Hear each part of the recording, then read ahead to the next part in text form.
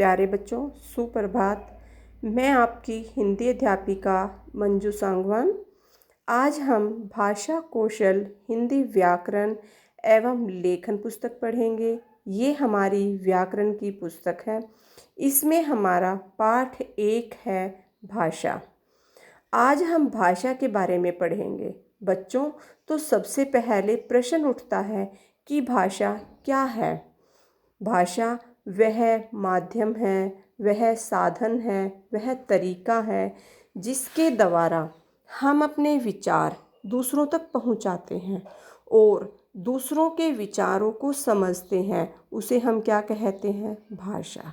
बच्चों, जैसे आप सभी घर पर रहते हो, आप मम्मी से पापा से बात करते हो, मम्मी पापा आपसे बात करते हैं, वो आपकी बात को अच्छे से समझ लेते हैं और आप उनकी बात को अच्छे से समझ लेते हो। इससे आप लोगों के विचारों का आदान प्रदान हो जाता है। इसी को हम भाषा कहते हैं।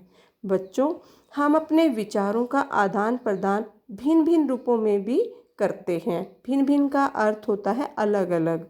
देखो एक बार फिर से, हम अपने विचारों का आदान प्रदान अलग अलग रूपों में भी करते हैं। जैसे आप अपने दोस्तों से बात करते हो तो आप बोलकर अपनी बात उन्हें समझाते हो। ठीक है बच्चों, अभी आपको पढ़ाते समय मैं अपनी आवाज़ आपके पास रिकॉर्ड करके भेजती हूँ, तो मैं बोलकर अपने विचार व्यक्त करती हूँ और आप उसे सुनकर समझ लेते हैं। तो ऐसे में हमारे विचारों का आदान प्रदान हो जाता है। तो ये भी भाषा का ही एक रूप है। बच्चों, आप टीवी देखते हो, टीवी पर आप क्या देखते हो? कार्टून नेटवर्क देखते हो ना। तो आपको वो सारी बातें अच्छे से समझ आ जाती है और आप देखते भी हो साथ में, साथ के साथ इसको। तो ये भी भाषा का ही एक रूप है। आपने रेडियो को देखा है? ठीक है, रेडियो से हम समाचार सुनते हैं, देश विदेश की खबरों को जानते हैं। तो ये भी भाषा का ही एक रूप है। बच्चों, आप फ़ोन से अपने दोस्तों के साथ बातें करते हो, आप अपने विचारों का आदान प्रदान करते हो। तो ये भी भाषा का ही एक रूप है। बच्चों, जब आपकी अध्यापिका आपको कक्षा में पढ़ाती है, मैम व्हाइट बोर्ड पर लिखती है, तो आप उसे समझकर अपनी उत्तर पुस्तिका में लिख लेते हो। लिखने के बाद आप अपनी उत्तर पुस्तिका अपनी अध्यापिका को जांच के लिए दे देते हो। तो ऐसे में उनके विचारों का आदान प्रदान हो जाता है और आप तक उनके विचार पहुंच जाते हैं और आपके विचार उन तक पहुंच जाते हैं। तो ये भी भाषा का ही एक रूप है। बच्चों, आप अपनी अभ्यास पुस्तिका में लिखते हो, आप अपनी पाठ्य पुस्तक को पढ़ते हो, तो पढ़कर और लिखकर आप अपने विचारों का आदान प्रदान करते हो। तो ये भी भाषा का ही एक रूप है।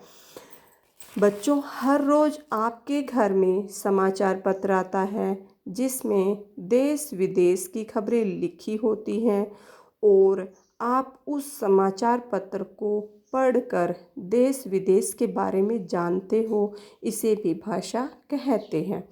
बच्चों, जब मैं आपके पास असाइनमेंट भेजती हूँ, आप उन असाइनमेंट्स को अच्छे से पढ़ते हो, फिर अपनी उत्तर पुस्तिका में लिख लेते हो। तो ये भी भाषा का ही एक रूप है।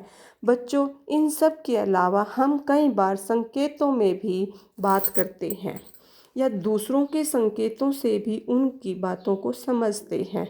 ठीक है बच्चों, जब आप स्कूल से घर जाते हैं तो हाथ हिलाकर बाय करते हैं, वो एक संकेत है।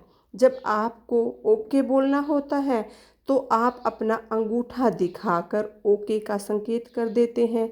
इसके अलावा आपने सड़क पर भी विभिन्न प्रकार के संकेत देखे होंगे, जैसे लाल बत्ती, पीली बत्ती, हरी बत्ती आदि। और उन संकेतों से भी आप समझ जाते हो कि ये क्या कह रहे हैं। इसके अलावा बच्चों, जो लोग अंधे बहरे होते हैं, आप उन्हें बोलकर लिखकर अपनी बातें नहीं समझा सकते और ना वो लोग आपकी बात समझ सकते हैं, तो हमें उनसे बात करने के लिए हम उनसे बात करने के लिए संकेतों का प्रयोग करते हैं और इन्हीं संकेतों से हमारी बातचीत होती है, जो भाषा कहलाती है।